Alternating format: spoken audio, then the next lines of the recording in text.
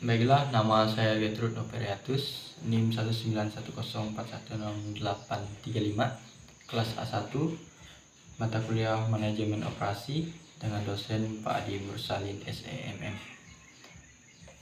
Saya telah membaca soal UTS yang telah diberikan oleh Pak Adi dan saya akan membacakan jawabannya.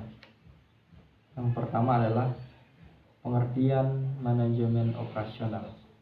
Manajemen operasional adalah suatu usaha pengelolaan secara maksimal penggunaan semua faktor produksi yang ada, baik itu tenaga kerja (SDM), mesin, peralatan, raw material atau bahan mentah, dan faktor produksi yang lainnya dalam proses transformasi untuk menjadi berbagai macam produk barang dan jasa. Kemudian yang kedua, ruang lingkup manajemen operasional meliputi tiga bagian utama, yaitu 1. Perencanaan sistem produksi, 2. Pengendalian produksi, 3. Sistem informasi produksi. Soal yang ketiga, perbedaan barang dan jasa.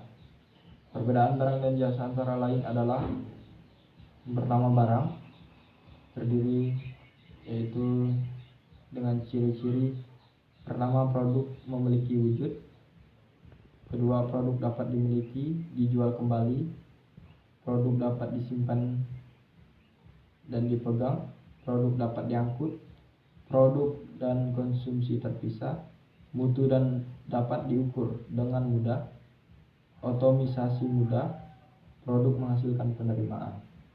Kemudian ciri dari jasa. Pertama, produk tidak memiliki wujud; kedua, produk tidak bisa dijual kembali atau sulit untuk dijual kembali. Umumnya produk tidak bisa disimpan, produksi dan konsumsi terjadi secara simultan. Kemudian mutu sulit diukur, penjualan merupakan bagian dari jasa. Tinggi interaksi, produk disediakan bukan dijual. Otomisasi sulit dilakukan. Dan yang terakhir, kumpulan jasa menghasilkan penerimaan. Kemudian soal yang keempat, fungsi 3 aktivitas penting dalam perusahaan adalah: yang pertama adalah desain, berfungsi untuk merencanakan atau merancang produk agar sesuai dengan permintaan pasar. Fungsi yang kedua adalah manajemen atau organisasi, berfungsi sebagai pengatur dan pengelola produksi agar berjalan dengan baik.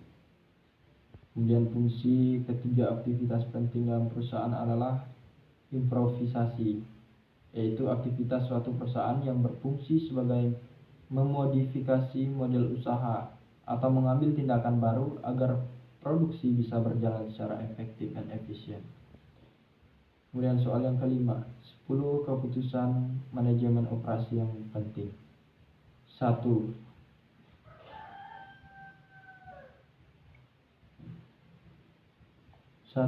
Perancangan barang dan jasa.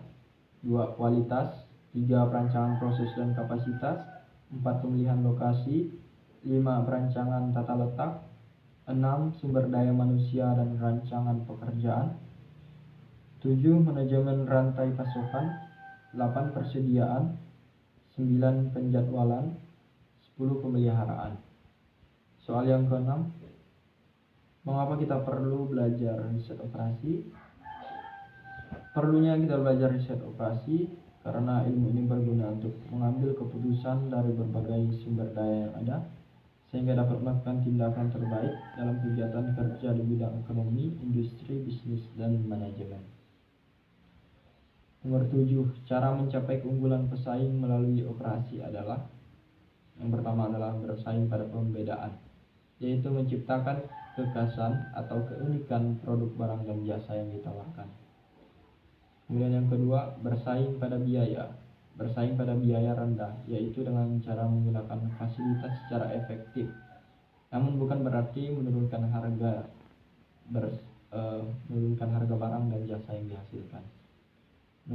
Dan yang terakhir, cara mencapai keunggulan pesaing melalui operasi adalah bersaing pada respon, yaitu dapat merespon permintaan di pasar dan permintaan tersebut dapat dipenuhi. Kemudian yang soal terakhir, pengertian strategi operasi secara rinci adalah suatu visi fungsi operasi yang menetapkan keseluruhan arah atau daya dorong untuk pengambilan keputusan. Visi dalam hal ini harus diintegrasikan dengan strategi bisnis serta seringkali direfleksikan pada perencanaan formal. Strategi operasi semestinya menghasilkan suatu pola pengambilan keputusan operasi yang konsisten serta menghasilkan suatu keunggulan bersaing bagi perusahaan.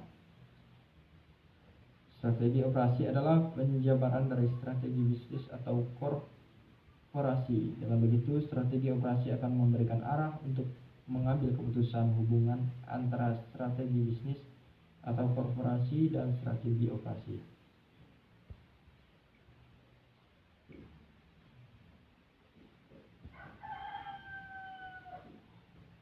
Berikut ini merupakan elemen-elemen yang menjadi dasar dalam strategi operasi perusahaan, antara lain yaitu yang pertama, misi operasi. Misi operasi merupakan elemen pertama dari 4 elemen strategi operasi yang mendefinisikan manfaat fungsi operasi di dalam kaitannya dengan strategi bisnis dan strategi operasi. Sasaran operasi ialah harga, kualitas, pengiriman, serta fleksibilitas. Misi dalam operasi dalam hal ini harus menentukan prioritas dari sasaran operasi. Misi operasi seringkali merupakan pernyataan ulang dari strategi bisnis dalam pengertian operasi serta diturunkan langsung dari strategi bisnis. Kemudian yang kedua, keunggulan khusus operasi ialah operasi harus unggul secara relatif untuk bersaing. Keunggulan khusus ini harus sesuai dengan misi operasi. Kemudian yang kedua, keunggulan khusus operasi. Yang ketiga, elemen ketiga dari strategi operasi adalah sasaran.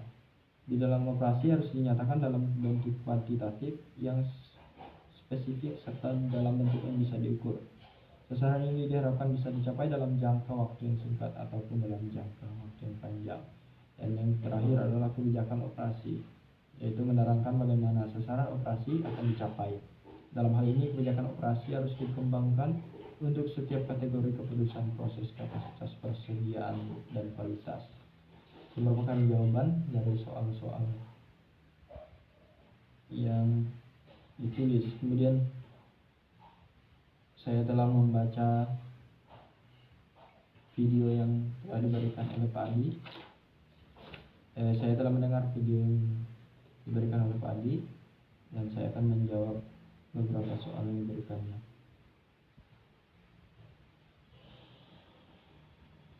Dalam video tersebut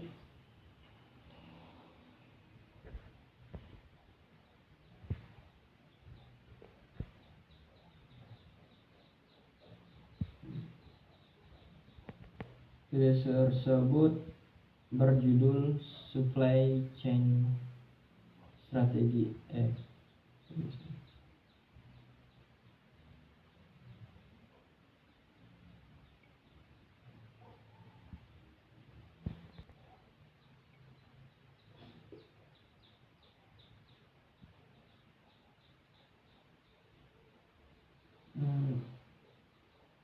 Video tersebut berjudul Supply Chain Strategy and Performance. Yang berbicara yaitu Profesor Nyoman Pujawan. Beliau adalah guru besar bidang Supply Chain Engineering di Institut Teknologi 10 November.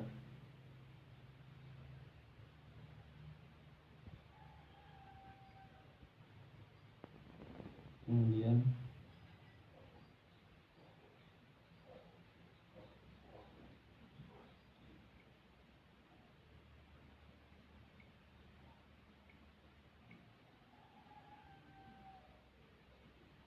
apa itu supply chain management? Supply chain management kependekannya adalah SCM. Yaitu adalah serangkaian kegiatan yang meliputi kegiatan koordinasi, penjadwalan, dan pengendalian terhadap pengadaan, produksi, persediaan, dan pengiriman produk ataupun layanan jasa kepada pelanggan yang mencakup administrasi harian, operasi logistik, dan pengolahan informasi mulai dari customer hingga supplier. atau yang secara lebih singkatnya SCM adalah mekanisme yang mengkoordinasi atau menghubungkan pihak-pihak yang bersangkutan dalam proses berubahnya sebuah bahan baku menjadi sebuah produk. Kemudian pertanyaan yang selanjutnya, mengapa supply chain management sangat penting bagi perusahaan? Karena yang pertama adalah satu, membuat sistem pasokan terbaik untuk perusahaan. Kemudian alasannya adalah karena memberikan kemudahan bagi perusahaan untuk menciptakan sebuah sistem pasokan bisnis yang tepat dan sesuai kebutuhan. Kemudian yang kedua adalah menjaga mutu kualitas produk perusahaan. Bukan hal yang mudah menjaga mutu dan kualitas produk dari perusahaan itu sendiri. Tapi dengan adanya supply chain management, maka Anda pun akan tetap bisa menciptakan sebuah sistem yang benar-benar tepat dan terbaik di dalamnya. Kemudian yang ketiga, menjaga bahkan meningkatkan laba perusahaan. Soal yang kelima, teori supply chain management yang dijelaskan oleh Profesor Nyoman Bejawan dalam video tersebut adalah: pertama, pentingnya strategi supply chain management. Yang kedua adalah produk fungsional PS inovatif. Yang ketiga, strategi efisien PS responsif. Yang keempat, decoupling point. Yang kelima, postponement.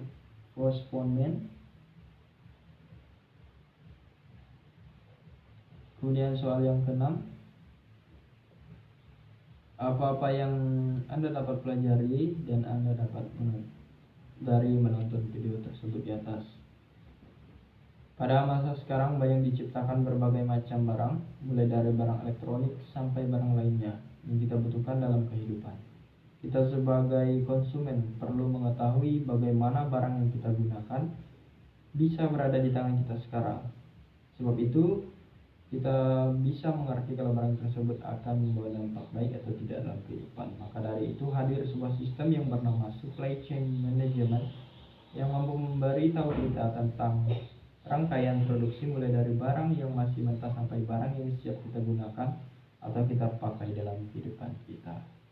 Baiklah, itulah jawaban UTS manajemen operasi saya.